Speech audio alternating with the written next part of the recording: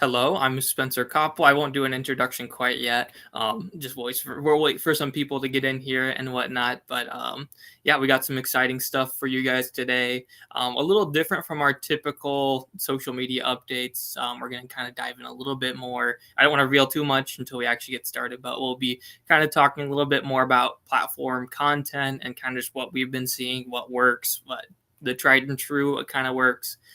Bunch of fun stuff and along with some updates for social media as well. Yeah, I think if anyone is new to this series, this is the keynote or 10 at 10.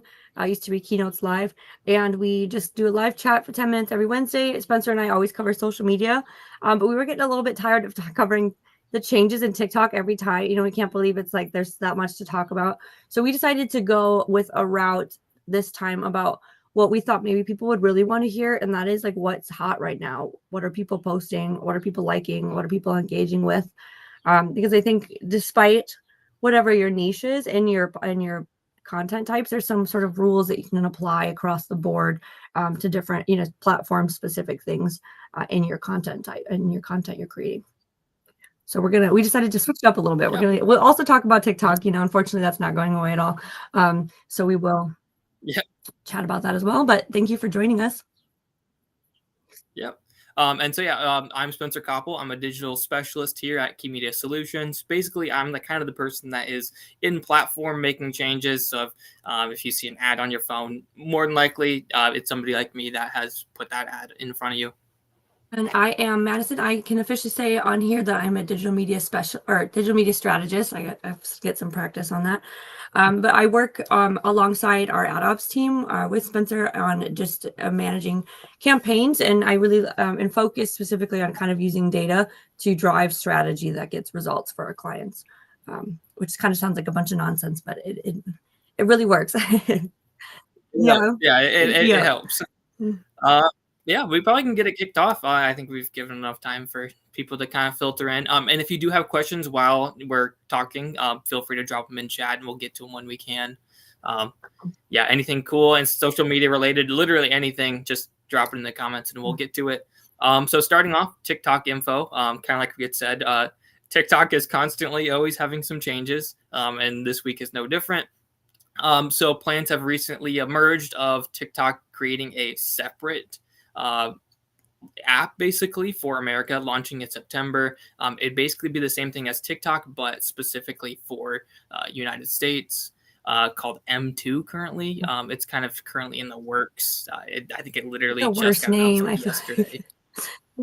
I think it's a working title, M2 currently. And so it'd be a separate it'd be a separate algorithm from basically everything. So it'd be a United States version of TikTok, but called M2.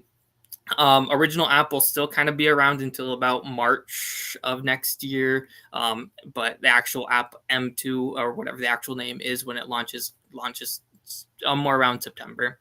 But so a little bit more development than last time. Usually it's just kind of getting the timeline just gets pushed back, but this time there's actually something kind of happening. We'll see it. We'll play it by ear kind of thing and just see if it actually comes to fruition.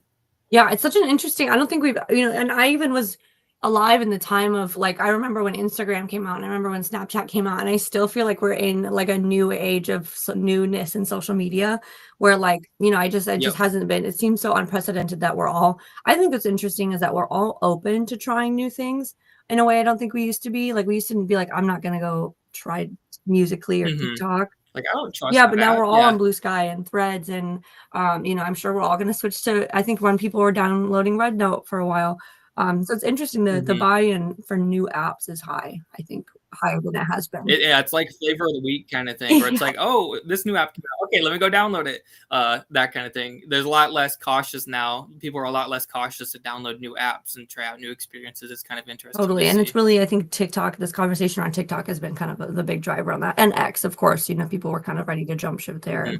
So it's interesting conversation to keep your finger on the pulse of.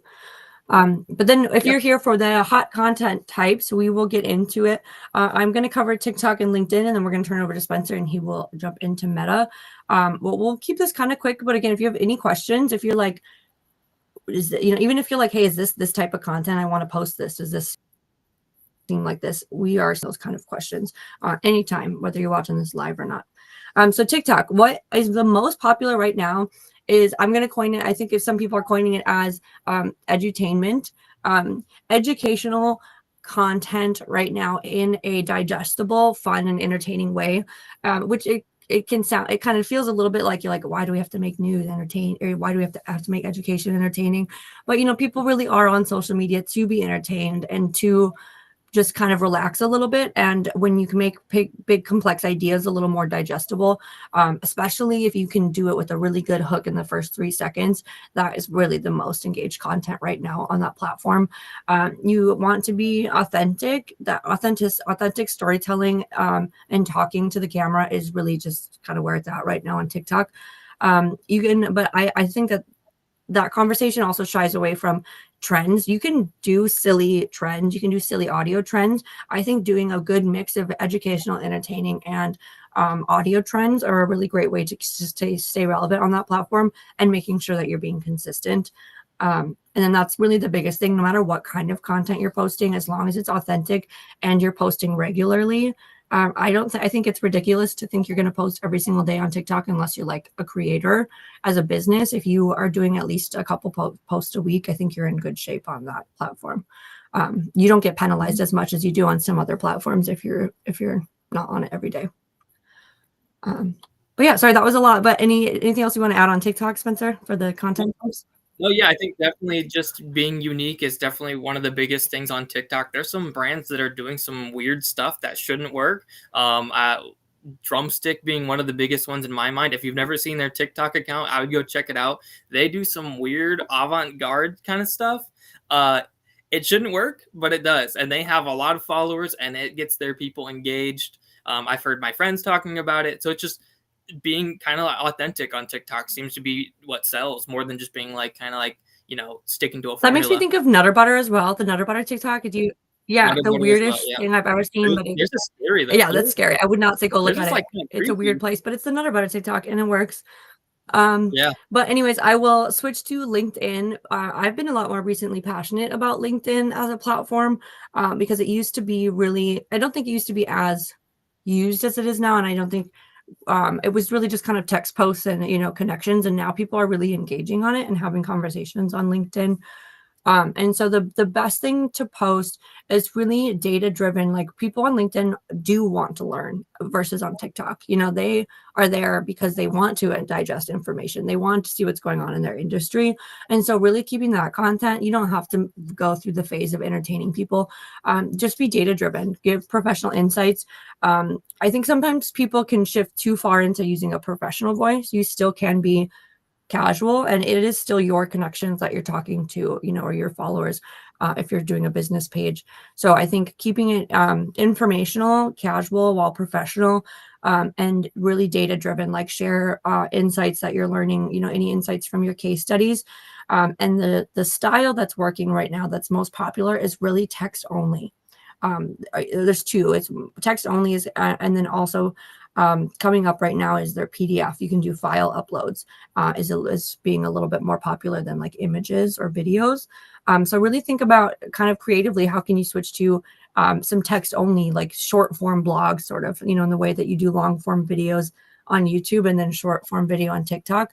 Think about your blog as this long form, and then you can really summarize that into just really short, succinct, and data driven, in just like a text only LinkedIn post. So I will leave it there. I will turn over to Spencer before we're out of time. Yeah, no, so Facebook Meta, that's kind of what I'll be looking at. It's super similar, kind of what Madison was saying with TikTok. Short form content is kind of dominating right now. Just authentic. Actually, there's kind of a difference between Facebook. Facebook kind of favors a little bit more towards reels under 1 minute. So a reel is basically a TikTok, but different name for it. Under 1 minute, whereas Instagram focuses more like 5 to 15 seconds. So it's a lot quicker on Instagram. So you kind of want like a good hook. And I feel like this goes for pretty much any video content, is having a solid hook right at the beginning. And if it's Facebook, or if it's Facebook, then you want that hook, and then it continues on for at least a minute. Instagram, a little bit shorter. You have the hook, and then pretty much the content right away. That seems to be what engages people the most. But there have been pretty solid trends of a lot of content being like how-tos or behind the scenes. It seems that people want to see what's going on behind closed doors. They want to be in on whatever you're doing. If your business is doing something cool, even if it's something not cool, your followers want to see that kind of stuff. And it kind of has been showing on Meta platforms that people like a good hook, and people like to kind of know what's going on behind the scenes. Similar with tutorials and how-tos, kind of just talking about your product or talking about services, those kind of things people seem to enjoy. And then kind of what Madison was saying as well is consistency is super important. A little bit more so on Meta platforms compared to TikTok. TikTok, you have a little bit of leeway. You don't have to post daily. Even weekly seems to be fine, depending on the content. Meta is kind of different. You should be posting at least 1 to 2 times a day, is what they say. It really depends on what your content is, what services you provide, anything like that, what your actual content is. It's not one size fits all for what the content is, but it's important to kind of 1 or 2 a day is usually what they recommend. It really just depends though. Mm. But yeah, no, super similar to TikTok basically. Oh, on that note too, I should add that something that we've been practicing as well is not to be afraid of reusing your content, especially on those platforms where you are expected to post more frequently, because the likelihood that everyone saw your post on Monday that who's also seeing it on a Friday is pretty low. So if you give a month of time in between that, you're really just going to get more eyes on content. And so we're pro reusing content. Don't just like copy paste to make it original, but if you have a really great piece of content that you want people to see, don't be afraid to post it again. Yeah, and kind of in the same kind of area, time when you actually post is kind of important on Meta as well. For the most part, it sounds like early-ish morning, so like right when people are getting on work, seems to be a good time to post, or about early evening, so right when people are getting off of work. It kind of similar to posting schedule. It depends on your industry and what your content is, but usually those are kind of recommended times to post. Yeah. So I will just Yeah. do super quick recap on blogs and email just because I think it is important content, but we are over time. Is that cool, Spencer? Were you finished on? Awesome. Yeah, you go Okay. for it. Yeah, yeah, We could talk all day. I think anyone that's been on our videos knows that we already. could. So on Yeah. blogs, so typically on blogs, people are really set on article writing, and I think we do this as well. But some new ideas to think about when you're doing a blog is beyond just writing your own personal like informational article. What about a guide? How can people actively use that information you're sharing? Posting case studies. Case studies are great. Case studies are the best way I think to get like cornerstone content. You can use that several pieces from that case study throughout the rest of that month for content. Listicles, and then also personal essays, kind of similar to LinkedIn. People do want to hear from you and your team, and don't be afraid to get those personal essays out on your blog as well. But the most important part, no matter what content you're writing, would be to make sure it's SEO optimized. Pick a keyword while you're writing that. Make sure that keyword is in your headings. Make sure that keyword's used. Write a meta description. Write a good SEO title. That's really the best thing you can do for yourself, I think, when you're thinking about blog content. Maybe we just gave you some fun ways to try different content types. And then an email, the really big thing is email. Email marketing is always going to be there. It's hard to always get people to click links. But I think the best thing is to make it personalized, make it educational, make it something people want in their inbox. Something like you think about yourself in the middle of a work day. Would you look at that email? And if you do get eyes on it, make it interactive. Use polls, use surveys, and call to action buttons that link people to your website, and really rely on those things versus just long form content, because not everybody has 20 minutes in their day to read through your email. So cool. I think we super fast covered those items. Yeah. Yeah. Cool. Yeah, we'll let you guys go for the day, I guess. And so we won't be back next week, but Key Media Solutions will be back next week, same time, 10 a.m. next Wednesday. So if you guys want to tune in, and if you guys have any comments or questions in the meantime, feel free to either leave them in the comments on this video or on the recap, or in the comments currently. But yeah, thank you guys for tuning in. Thanks so much.